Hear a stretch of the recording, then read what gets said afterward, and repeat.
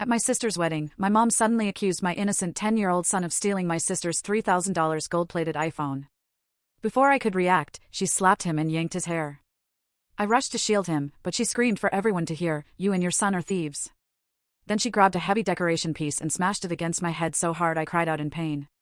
But later, when the truth finally came out, there are moments in life where you realize the people who should have loved you most are capable of unimaginable cruelty.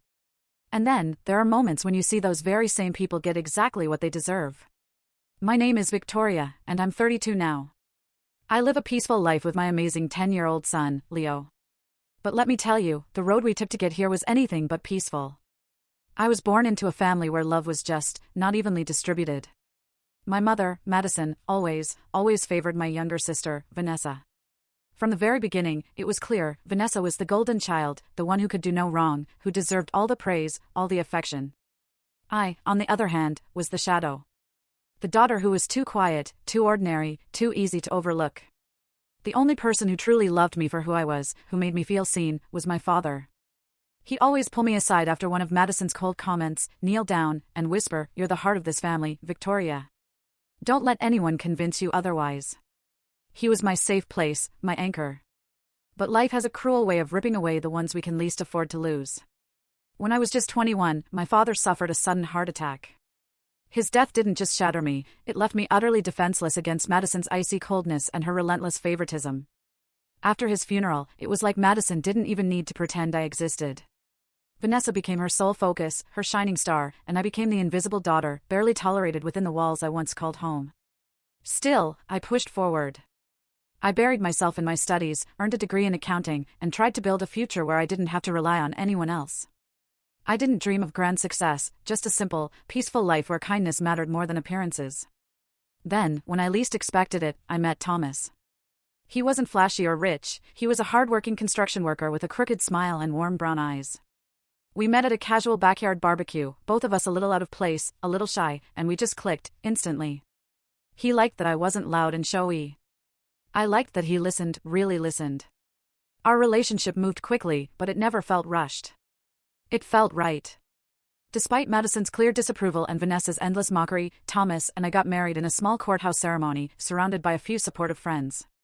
For the first time in my life, I felt like I belonged to someone who chose me. Not for appearances, not for status, but for my heart.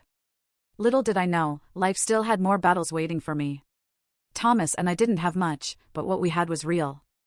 Our small one-bedroom apartment had creaky floors and peeling paint, but it was filled with laughter, late-night conversations, and simple dreams. For the first time, I lived in a home where love didn't have to be earned. It was given freely. Less than a year after our wedding, we received news that changed everything. I was pregnant.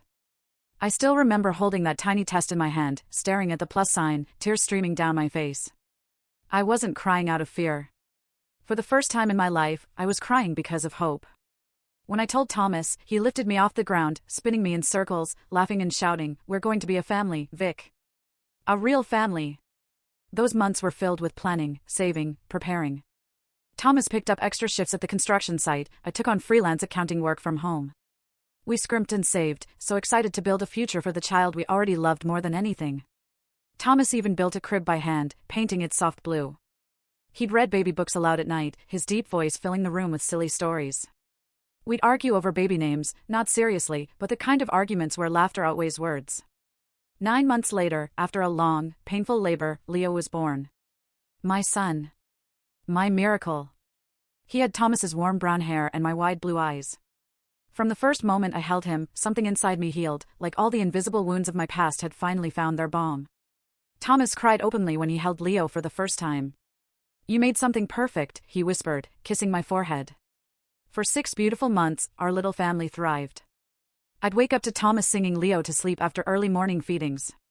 His rough, construction-hardened hands were somehow impossibly gentle with our son. The apartment may have been small, but it overflowed with love. And then, in a cruel twist of fate, everything unraveled. It was a rainy Tuesday when Thomas didn't come home. At first, I thought maybe he'd stayed late, picked up more hours. But when I saw 2 construction managers standing outside my door, hats in hand, faces pale, I knew. The scaffolding had collapsed. Thomas had fallen from the 3rd floor. He died on impact. The grief was suffocating. It swallowed everything.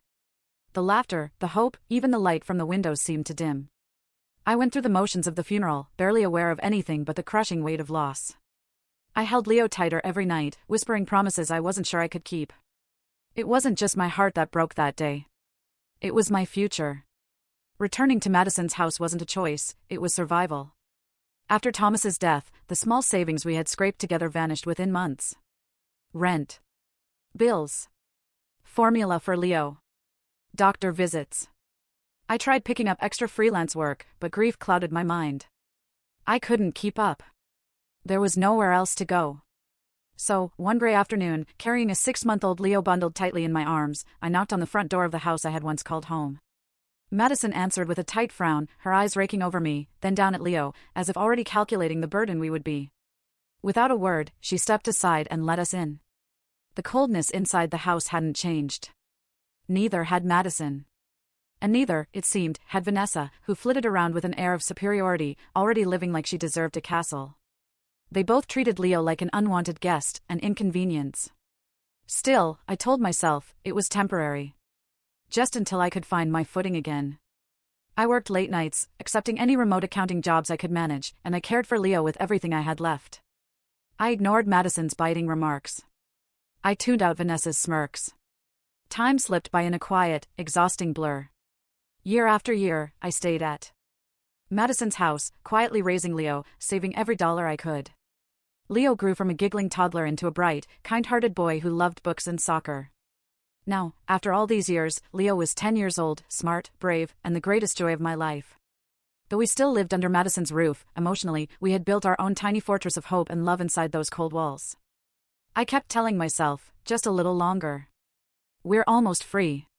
And then, one evening, as we sat at the dinner table, Madison dropped the news casually, as if she were mentioning the weather. Vanessa's wedding is next month. Huge wedding. Big names. Everyone important will be there. You and your son are expected to attend, but make sure you don't embarrass us. I blinked, stunned for a moment. Leo looked up at me, confusion in his young eyes. I nodded slowly, forcing my voice to stay steady. Of course, I said quietly. Inside, my heart twisted painfully. I knew this invitation wasn't about love or even family. It was about appearances. We were nothing but background props in Vanessa's carefully curated world. Still, I decided we would go. Not for Madison, not for Vanessa, but for Leo. Because he deserved at least one day where he could believe he belonged. The morning of Vanessa's wedding felt like a physical weight pressing down on my chest.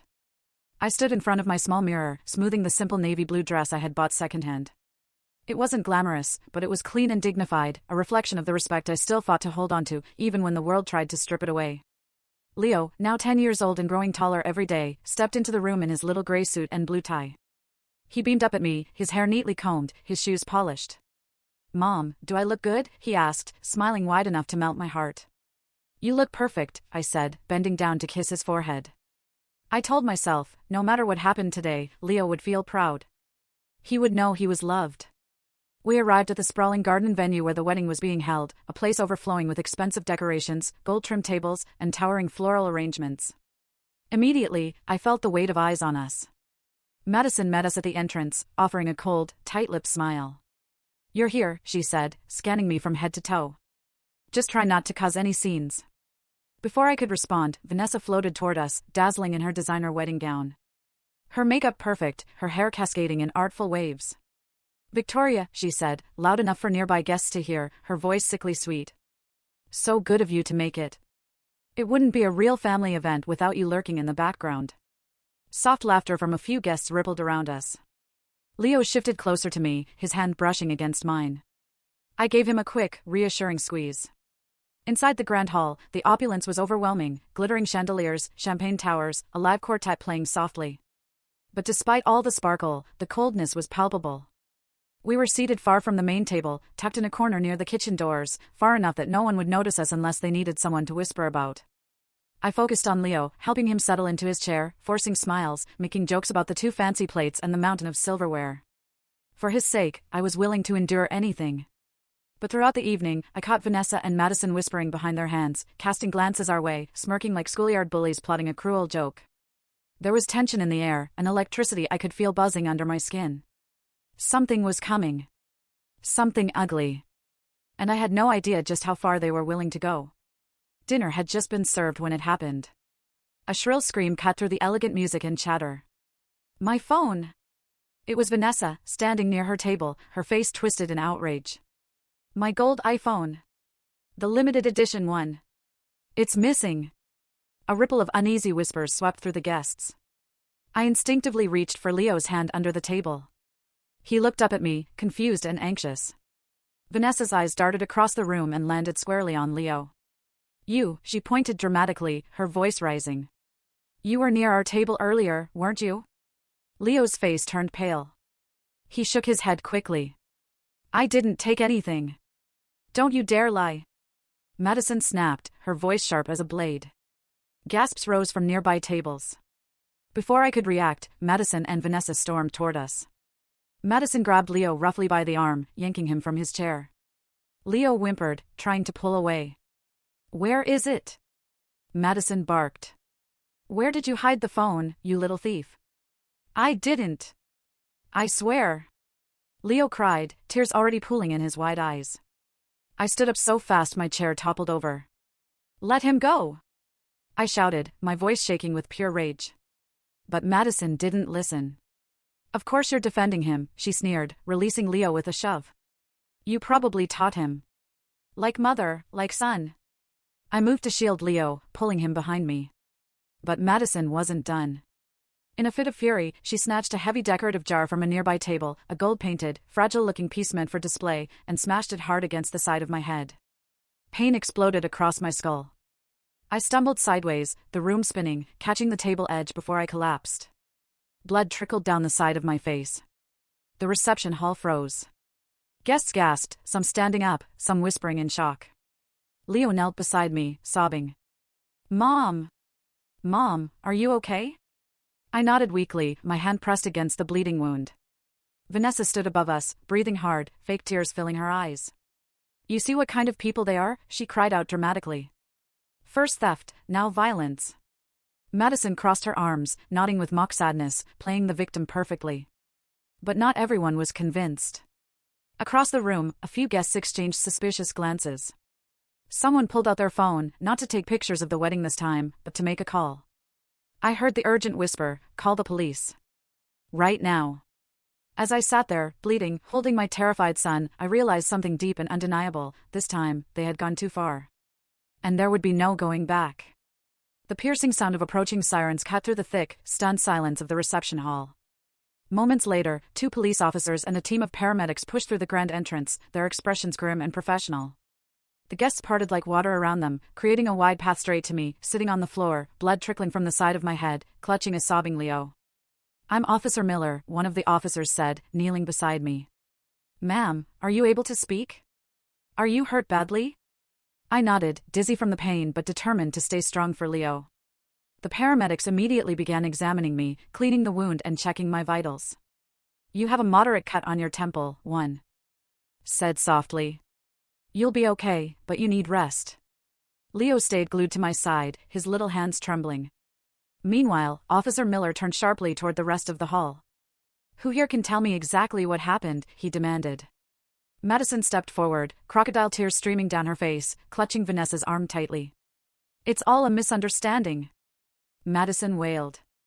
My daughter's precious iPhone was stolen by that boy. She pointed dramatically at Leo. Officer Miller's face remained impassive.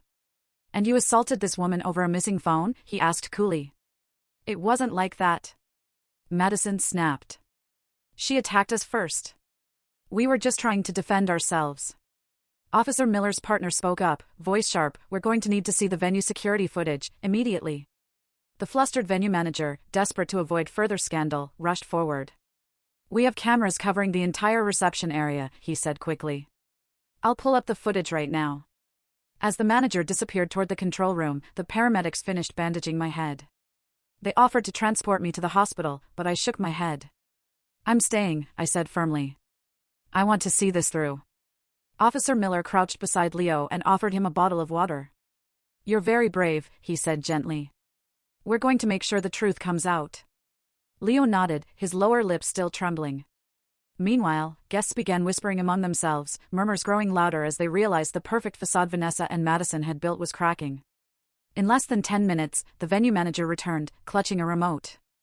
Officer Miller gestured for the footage to be played on the large monitor by the entrance. The room fell into a heavy, expectant silence. I squeezed Leo's hand. I didn't know what the cameras would show, but for the first time in my life, I believed the truth might finally have a voice louder than their lies. All eyes were glued to the large monitor as the footage began to play. At first, it showed the guests mingling, eating, laughing, just the typical joyful chaos of a wedding reception. Then the camera zoomed onto the gift table and nearby dining area, the place where Vanessa's limited edition gold iPhone had supposedly disappeared. Everyone watched in dead silence. And there it was, clear as day. Vanessa, in her glittering gown, slipped away from her bridal party while everyone was distracted. She glanced around quickly, then picked up her gold iPhone from her own table and subtly slid it deep into her clutch bag. There was no sign of Leo anywhere near her. Gasps of shock spread through the room. The footage continued. Moments later, Vanessa dramatically clutched her empty table, screaming about her missing phone. Madison rushed to her side, throwing furious glances toward our table without a second thought. The lies played out, step by step, on the giant screen, leaving no room for doubt. Officer Miller crossed his arms, his face like stone. He turned toward Madison and Vanessa, who now stood frozen, their faces pale, their mouths opening and closing without sound. "You both staged this," Officer Miller said, voice cold. "You planted a false accusation against a child, then escalated it into a violent assault." Madison stammered, "It's not what it looks like. She forced us into it." "Save it for the judge," Officer Miller said sharply. He signaled to his partner. Within seconds, Madison and Vanessa were placed under arrest.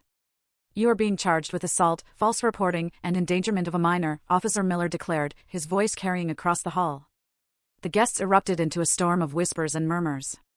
Phones were raised, recording every moment as Madison and Vanessa were handcuffed right there, in their designer dresses and perfect hair, now falling apart.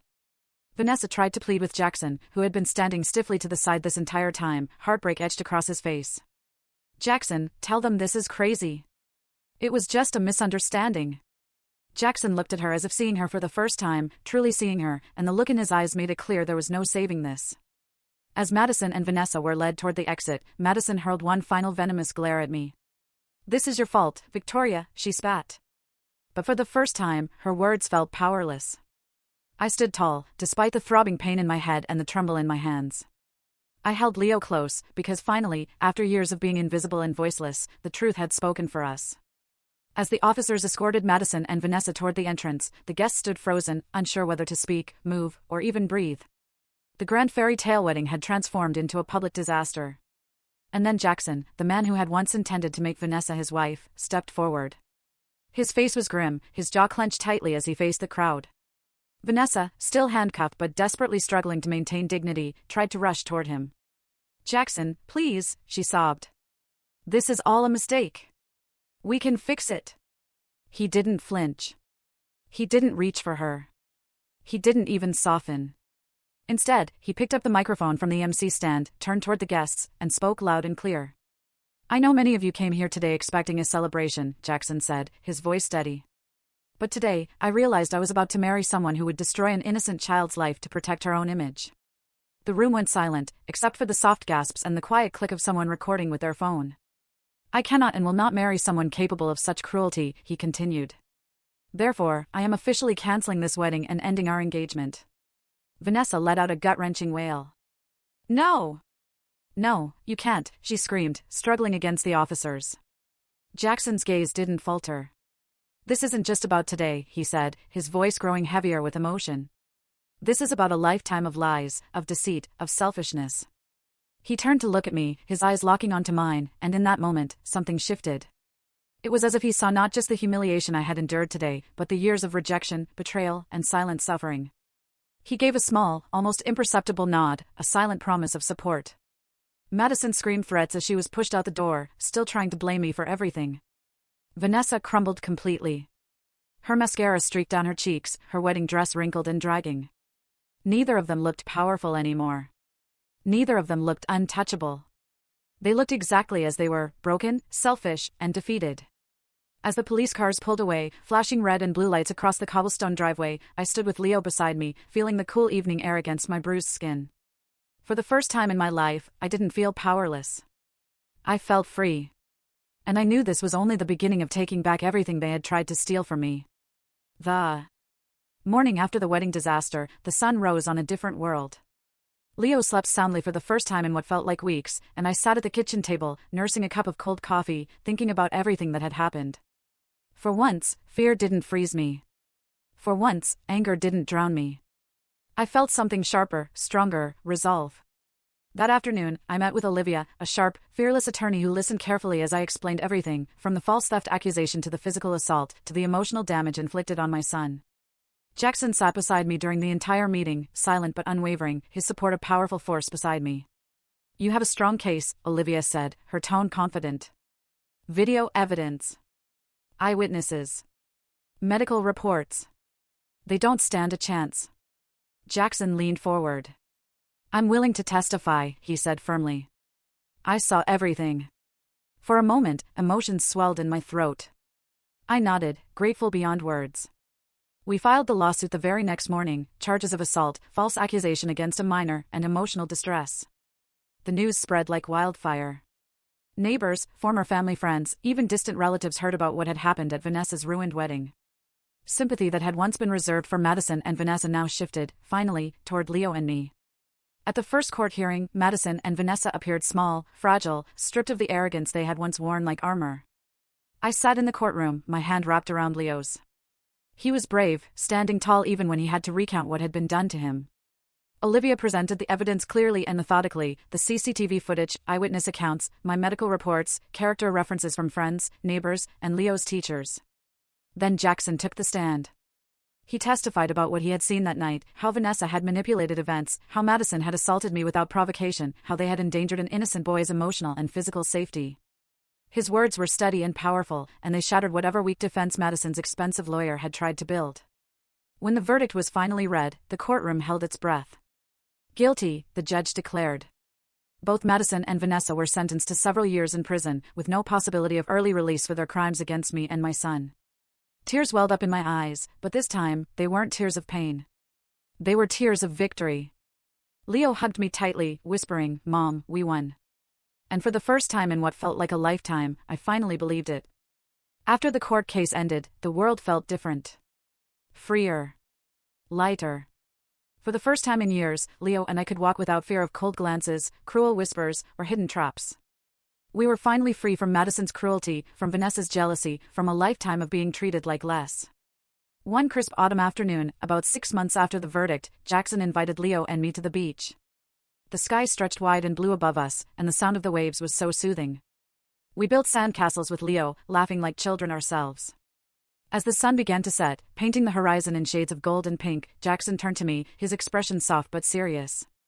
He pulled a small velvet box from his pocket and knelt in the cool sand. "Victoria," he said, his voice rough with emotion. "I fell in love with your kindness long before I even knew it.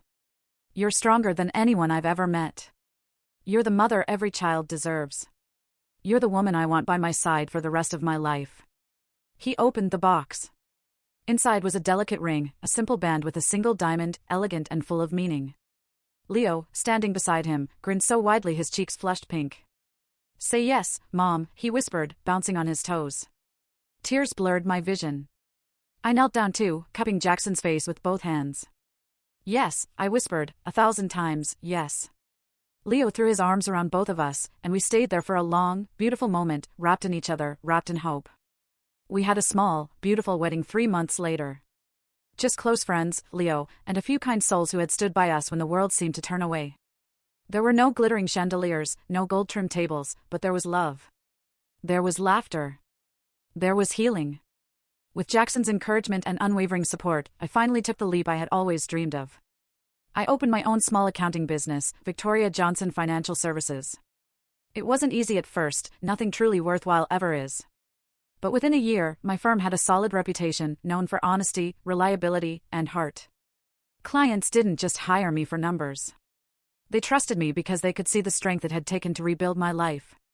Leo flourished too. He made new friends, excelled in school, and became the bright, confident young boy I had always known he could be. Every night, as we sat together, me, Jackson, and Leo, watching the sunset from our modest backyard, I felt something powerful settle in my chest: peace. Family. Home. We weren't the family Madison had tried to destroy. We were the family we had built with our own hands, with love, loyalty, and unbreakable bonds. And for the first time ever, I realized, this is what true happiness feels like.